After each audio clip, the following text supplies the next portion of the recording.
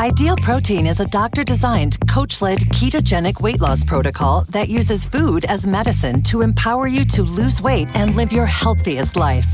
And welcome back to the Livingston Parish News Weekly Show, a podcast brought to you by the Livingston Parish News.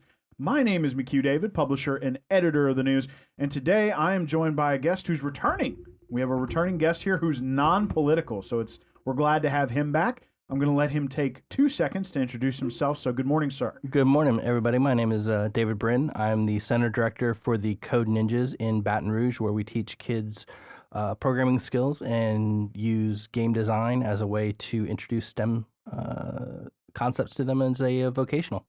And STEM is becoming a more and more big deal in the educational realm. So we're going to talk about that in a minute. I do want to let folks know that we did sit down with David and his business partner, Ben, about 6 months ago. About 6 months, yeah. Y'all came by and you were talking about your summer programs. Mm-hmm. So today's going to be more focused on kind of a back-to-school theme, but would recommend folks go, of course, if you're checking this out on just audio on our podcast page, you can go back and search for Code Ninjas. If you're on our website, you can search there as well. Look for Code Ninjas. It is in the description. You'll be able to find that original video. Got a chance to sit down with those two then. We talked a lot about what Code Ninjas is about. We're only going to cover that a little bit because we want to talk about not the shift in focus, just sort of the shift in mindset, especially for parents. It's time to go back to school, right? Time to go back to school. Livingston Parish Schools will be starting 2 weeks from yesterday. Today is Thursday, July 29th. So that's going to be wild. Summer flu. We just made it through we're in the middle of our 10th week right now. We actually added a bonus week of camps next week because we found out a lot of camps had already canceled out of next week because they weren't sure what EBR was going to be doing. So we have another week before schools start, and then we're going to be hitting the ground running. Wow. So y'all have been popular this summer. Yeah. So first, we're not going to go through the whole about 36-minute session that me, you, and Ben had about 6 months ago, but we do want 32,000-foot overview of what Code Ninjas is. So give us that. Sure. So we teach kids 5 to 14 coding concepts. We bring the 5 to 7-year-olds in. We use non-text and a lot of hands-on tools to teach them coding concepts. We start from 7 to 14 with actual code and learning how to type in the syntax and whatnot. And we really use game design and the types of games that they already enjoy playing to teach them that, to sort of bridge that gap in interest.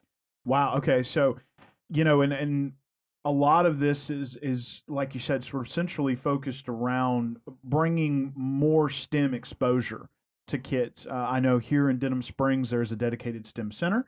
I know STEM's getting bigger at some of the other schools as well. But where'd the idea come from? So we're a franchise. We're based out of Dallas right now, and there's about 350 locations internationally. That was something that was started by two gentlemen actually from Louisiana who looked at karate and saw how kids used that sense of accomplishment from belt to belt and decided to bring that over into STEM education to really encourage and show children that they can accomplish what they put their minds to. And putting programming in front of them is really kind of a way to help the future job force bridge those soft skills gaps that we're starting to see right now. Sure. And it's important to note, and I thought about this after we had done that first podcast, but, software and a lot of that is based on language and math. And, it's interesting when you're talking about moving from belt to belt, a lot of the upward movement in karate is based on, okay, what have you learned from the last belt? What have you mastered? Which is the same thing as math. We learn how to add in first grade, and then we go from there. Exactly. So things get more and more complex. So tell us a little bit about your summer programs. You said you had some kids from Livingston Parish at those, things to help. So just, again, 2 minutes. A lot of our summer programs were sort of to supplement and support coding, but we also did some stuff around how to become a YouTuber. We taught kids about free content and what to use, what not to use, copyright, free use, those kinds of things. We also did a couple camps with Roblox Developer to sort of open those doors. A lot of it was just built around expanding that idea of what STEM education is. There was actually one camp we really enjoyed. It was a music camp where they learned how to make digital music using coding. And that really kind of opens that door to what other careers are there in game design other than just coding the game. Okay. So, trying to make sure that there's not only, like you said, understanding of the game, but sort of understanding that, this thing that you turn on, like be it a computer, a PlayStation, an Xbox, whatever, after you turn it on and that game starts loading, there was a lot of effort that went into that, a lot of building. But that you can get involved if you really enjoy it. It's like movie production. There's so many different elements to movies where you're talking about sound design, you're talking about location, you're talking about the artwork, you're talking about themes. There's a whole side of programming where you're getting into how to create the artwork behind everything. So we've talked a little bit about how y'all got started. Y'all were kind of on an upward trend, and then you went barreling into the summer, had plenty of summer camps. But now you're shifting focus into back to school. Right. School's starting back. So with that, there's going to be a grand opening celebration, right? Yes. Sort of a post-COVID type thing. So tell us, variant's still out there, but, something to, I guess you can call it an opening event to help parents shift their mindset away from, summer camps to more of an after-school activity. Absolutely. So we have been open for about a year now. A lot of our focus in the beginning, again, was on camps because that's where we started during the middle of COVID. We've been open and operating under this umbrella for the whole time. And now that things are opening up a little bit, parents are getting a little more comfortable, even with the variant out there. We wanted to make sure parents understood that we do have an after-school vocational program that really supplements and enhances their education for their kids.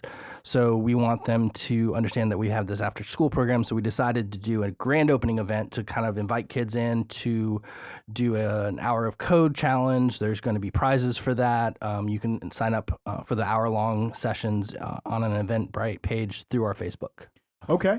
And so other than those hour-long deals and the door prizes, I mean, parents will pretty much, there's going to be a part for parents as well. Absolutely. Correct? Kind of introduce them to this is what we do. Yep. And so the kids are going to be doing the challenge while the parents are going to kind of be touring the facility, talking to the various employees that are there. Most of the leadership and membership will be there as well for the owners. And we're just going to be talking to parents and explaining what we bring to the community to help their kids. We're actually going to be working with Kenilworth this year down in EBR to give some scholarships to about 3 to 5 of their students for a year-long program for them as well. And so for these vocational sort of after-school type courses or camps or, sessions, I guess you can call it, is there a target age group or is it still the same The age? 7 to 14 is really where we're shooting for right now. We found that seems to be the magic age range where the kids start to get it. They start to understand what's going on conceptually with programming from the 7 to 9. And then from 9 on, it really is, they hit the ground running and they understand what it clicks. Sure. Okay. So now y'all are kind of, I don't want to use the expression because it's very cliche, going all out, but y'all put a lot of investment into this grand opening. There's going to be some dignitaries there. Yep. Food? A little bit of food. We have Smoothie King because one of the owners runs a bunch of Smoothie King franchises. So he's going to be donating some treats for the kids. We are probably going to be doing some food. We're kind of ironing out those details in the next couple of weeks or so. But it's really just a place for us to invite the community in to celebrate what we've accomplished and to see just how important it is. So give us a date and time for that. It's going to be August 21st from 11 to 3. You can drop in any time. If you want the kids to take part in the coding challenge, you just have to sign up for a ticket through the Eventbrite link. If you just want to come in and take a look, you're more than welcome to. Everybody's welcome to walk in and just kind of check it out. Now, tell me, that's a Saturday, correct? That's a Saturday. Okay. So when you're asking, let's role play here for a second.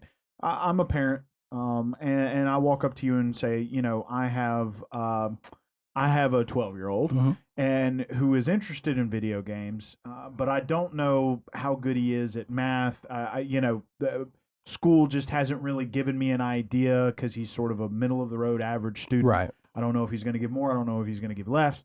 How do you convince that parent, let us have a shot at it. Sure. So a lot of parents come to us with a lot of concerns about screen time. Sure. They're, 10 to 12-year-olds are always online. They're always looking at videos. They're always looking at this, looking at that. My first question to them is, what do they like to build? Do they like to create? What are they doing with that screen time?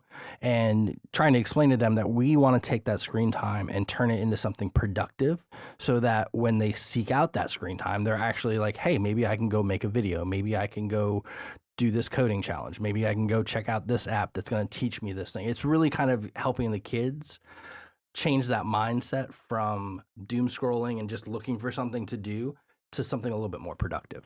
Now, what is that doom scrolling? That's interesting. It's a new thing that's kind of out there in the marketing concept where people are just online. They're just looking for something to do, and they're not quite satisfied with anything. Nothing's making them happy.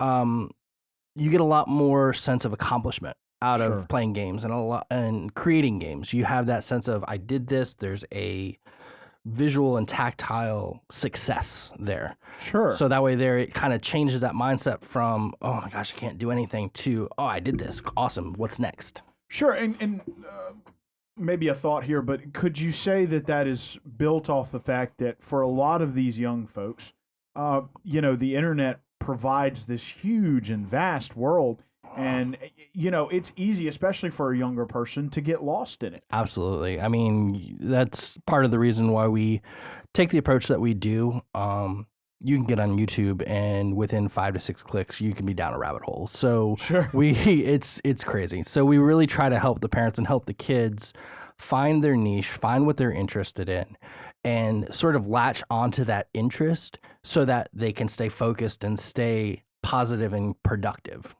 So, you might also say, too, this is sort of an advanced learning environment, because there are some basic things that kids have to learn. But like you said, you want to find what that kid's going to latch onto, and you might be able to build on that, correct? Right. So we talked a little bit. I really would stress, parents, if you're listening to this, watching it, whatever, we had to sit down, like I said, that was about 6 months ago. Yeah. Lots of great information there about the studio, and about how kids can get attached to Code Ninjas and grow through it. I want you, if you will, please, because last time we talked a little bit about what it looks like during school, but we were talking mostly about your summer programs. Right. So you're going to have your grand opening. You're going to explain a lot of that. But some people might not be able to make it. So I'd like for you to take a few minutes and sort of explain what the in-school version of Code Ninjas looks like. Absolutely. So the after-school program is designed for convenience for parents. There's a lot going on. Everybody has after-school activities. We want to make this as easy as possible to introduce kids to these important concepts. So our window of time is 3:30 to 7 p.m., Monday through Friday. We're going to be switching to 11 to 3 on Saturdays, starting the 14th. And they can drop in twice a week, 1 hour at a time, anytime in that window. You don't have to tell me ahead of time. You don't have to schedule it ahead of time. You just come in for your 2 hours. They sit down. It's self-paced. They have a curriculum to work through. And then they just start learning, and once they kind of, reach a roadblock, they'll ask a sensei, which is one of our instructors, to kind of come over and help them out. We kind of walk them through and get them over that hump, whatever it may be. And then they just continue learning. And the whole process really is, over time, the child having that sense of accomplishment and understanding that they can achieve it. Sure. And if I may, how much is that? It ranges. It varies. We have some pricing right now is based around a commitment level. Starts at $229 a month and goes down from there, depending on how much of an investment that they want to put in terms of time commitment. Okay, what does that $229 get you? That gets you the 2 visits a month, 1 hour at a time. If they decide to go 6 months or 12 months as a contract, they can bring it down from there. Gotcha. Okay. So I guess and that puts us kind of on par with a lot of the other educational programs that are out there in terms of number of visits, number of hours invested in during that time period. Sure. But there isn't really a program out there that teaches programming. They focus more on concepts that they're going to get at school. And if you're willing to invest more time, you get a better rate. Correct. It's kind of like buying in bulk, yes. I guess you could say. But in this case, it's more of an investment in your child. Yes, yes. So, we've covered a lot of the topics. The main reason you were here today was to let people know about the grand opening and to kind of shift everybody's, it seemed like a quick summer, but at the same time, there were a lot Summer's of over. It's time to go back. Yeah, it is time to go back to school. So shifting parents' views away from, finding something for their kid to do over the summer for finding something for them to do after school. Yep. As school starts. So anything you'd like to add before we wrap up today? No, we're just here to help the parents. We understand that it's busy. You guys are struggling to try to figure out how to balance everything out. We want to make this as easy as possible to you. So the drop-in program is at your discretion. You can figure out what times work best for you, but you can also make sure that your kids are getting the education they need. Well, and I know we were interested over the summer, but we ended up taking a couple of trips, but we may be bringing him by after school. Absolutely. So it's been very interesting talking to you last time and this time. So we appreciate you coming back. If you would, please, sir, introduce yourself one more time. I'm David Brin with Code Ninjas, the center director over in Baton Rouge, and we look forward to seeing you guys on August 21st from 11 to 3 when we do our grand opening.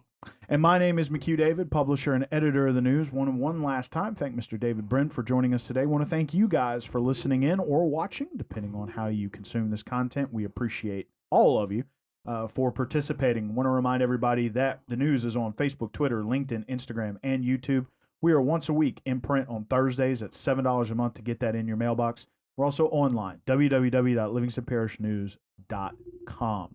We do hope you have a great day. Hope everybody's ready to go back to school, and we will see you next time.